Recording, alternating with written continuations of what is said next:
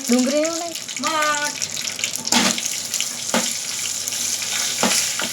કામણ આવે ને એ પલાળ દે એટલે મઠ પલાળીને રાતે રાખ્યા હતા અત્યારે બનાવી હતી બરોબર.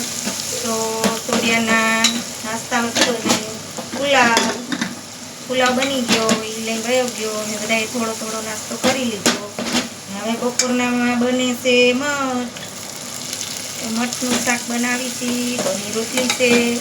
તમે બધાએ આવી જાજો મારી ફેમિલી બધા જો આવી રીતે અમે મઠ બનાવી બરાબર.